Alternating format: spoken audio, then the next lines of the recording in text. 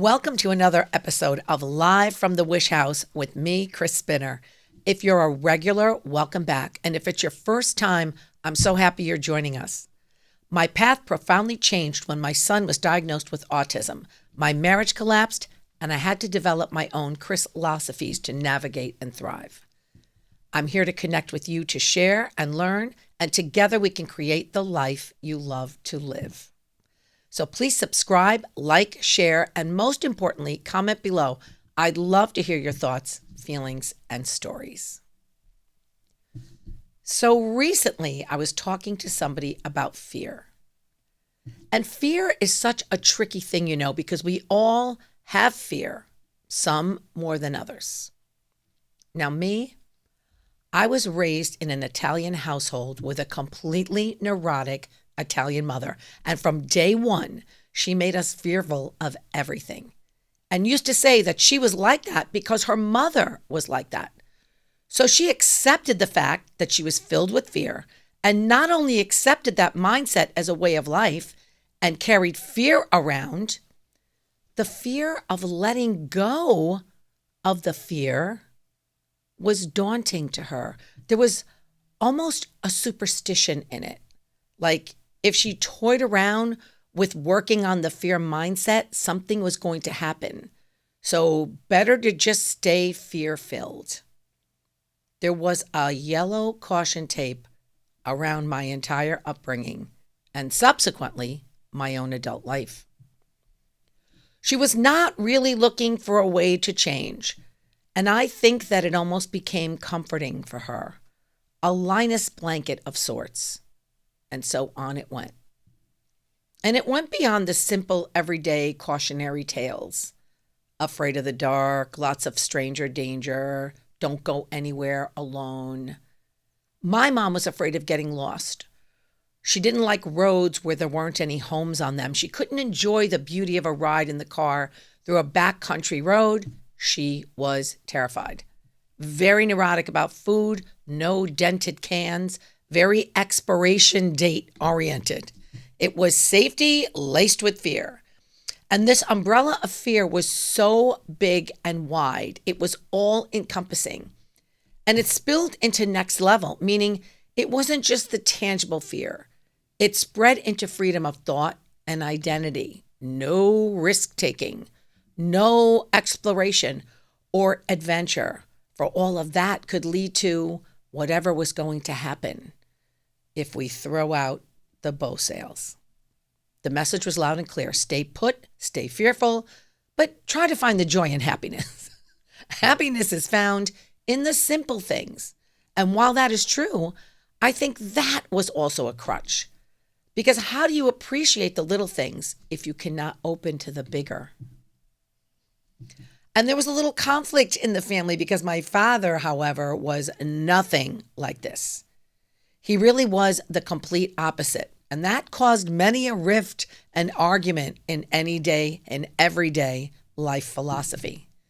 He was not a guy that liked to live small. He was all about the exploration, all about the adventure on every level. He was into the learning and the opening of his mind to the new and in the actual physical exploration of his environment and beyond. He never thought twice. And perhaps that wasn't all that great either. But I'm like him. But it took me a long time to sail from the shore, so to speak. And I'm still working on it. You see, if you're in tune to yourself, the growing, the changing, and the healing never stops.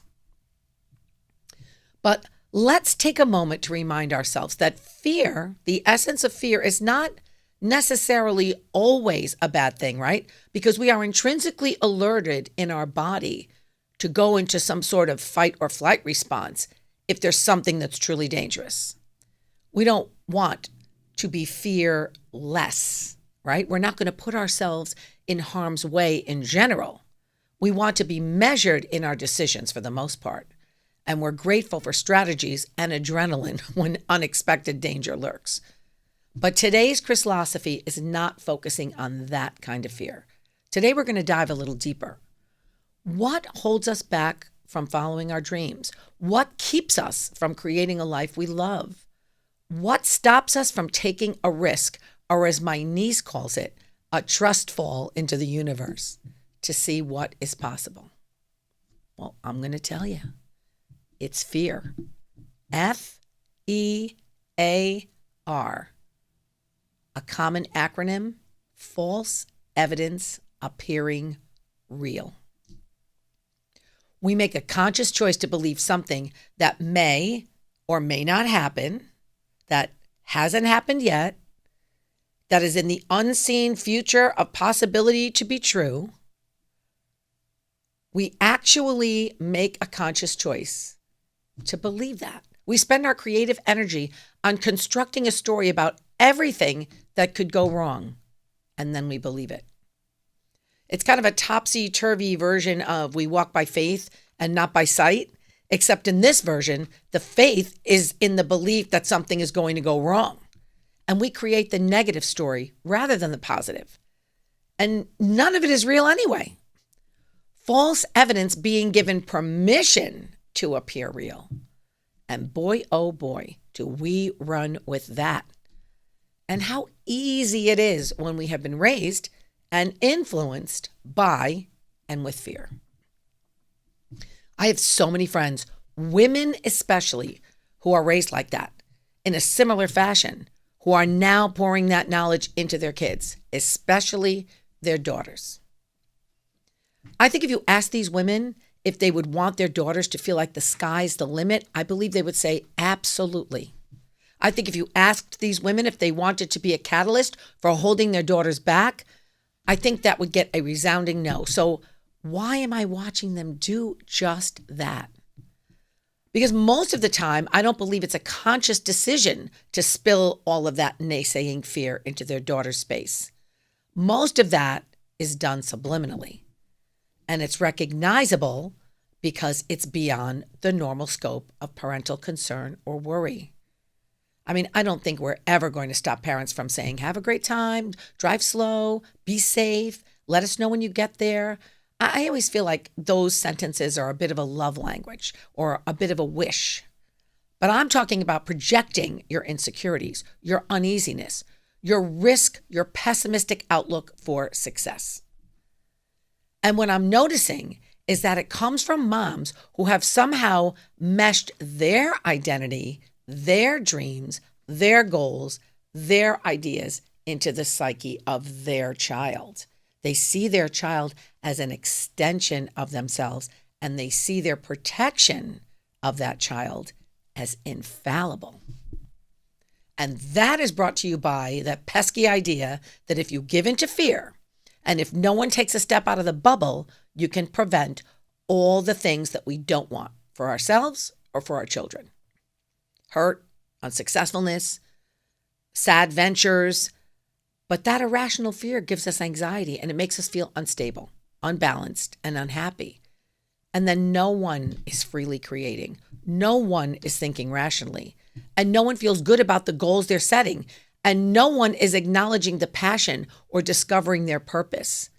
But we convince ourselves instead that our lives are okay without all of that. They're safe and good. And, oh, by the way, the simple things are what life is all about. So how about some Chrislosophy around this? I'm going to break it down into two sections. This is going to be my part one. My part two is in the next episode.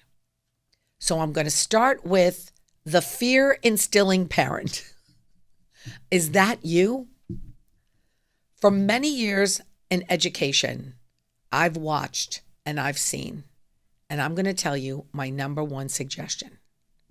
Stay out of your child's lane. Your child is their own person. Hard pill for many to swallow. Their path here on the planet is not your path. Your job is to provide love, guidance, clothing, food, a safe space. Your job is to walk alongside them, not in front, not behind. Your job is to get to know them. Your job is to meet them where they are in every phase of their development and help them navigate. You are your child's champion, You are not your child's director or producer. Your child is not an actor in your show. Their show is running concurrently with yours. Their life is going to be created from the intrinsic knowledge of who they are, and that's discovered as they grow. Your job is to encourage their passions, to let them fail or succeed, to let them win and lose. Your job is to let them swim in the deep end with a lifeguard nearby, even though you are nail biting and white knuckling through the entire experience. Your job is to create a no risk, no reward atmosphere in which to thrive, treating life as a big canvas to be painted, remembering that canvases can be thrown out and we can start over many, many times. If you believe in a higher power, then trust that the plan will unfold in partnership with that creative force. If you don't have a personal belief system, then trust in the power of the human spirit to guide your child on the path they're supposed to discover and inevitably walk on. Every person who ever attempted to follow what they feel in their fiber to be what they're supposed to do had to do, move, challenge, risk, believe, fight. Do not stand in the way. And this is going to take a bit of work. So start small. Don't overload yourself with anxiety, because then more fear is going to come. Start seeing yourself as a person other than the parent. You're a person with many roles, and one is parent. So you want to flip that language. You are simply not a parent. You are someone's mom and dad. But before you were someone's mom and dad, you were you. Mentally practice that separation. Do things that separate you from your child. Then when it comes to your child, start adopting that adage, but what if everything goes right? Keep sprinkling that attitude into your attitude, one little sprinkle at a time. I have a favorite essay on parenting. Some call it a poem. It's called On Children by Khalil Gibran. And I'm going to close with that today. I used to use this in the classroom, in conversations and lectures with parents. It's the most valuable 15 sentences that I think you can hear as a parent. And when you first read it, it kind of makes you feel a little bit sheepish. You know, you feel like, is that me? Am I doing those things? Am I not allowing my child to be who they're supposed to be? But if you can read this every single day and adapt this mindset, that's going to free you up to allow your child to feel like they have a full canvas to paint on. So here's the essay. And a woman who held a babe against her bosom said, "Speak to us of children." And he said, "Your children are not your children. They are the sons and daughters of life's longing for itself. They come through you, but not from you. And though they are with you, yet they belong not to you. You may give them your love, but not your thoughts, for they have their own thoughts. You may house their bodies, but not their souls, for their souls dwell in the house of tomorrow, which you cannot visit, not even in your dreams. You may strive to be like them, but seek not to make them like you. For life goes not backward, nor tarries with yesterday. You are the bows from which your children, as living arrows, are sent forth. The archer sees the mark upon the path of the infinite, and he bends you with his might, that his arrows may go swift and far. Let your bending in the archer's hand be for gladness, for even as he loves the arrow that flies, so he loves also the bow that is stable. 15 sentences that can change your world. I say scrub back and listen to it again. And let's continue this conversation next time here at the Wish House.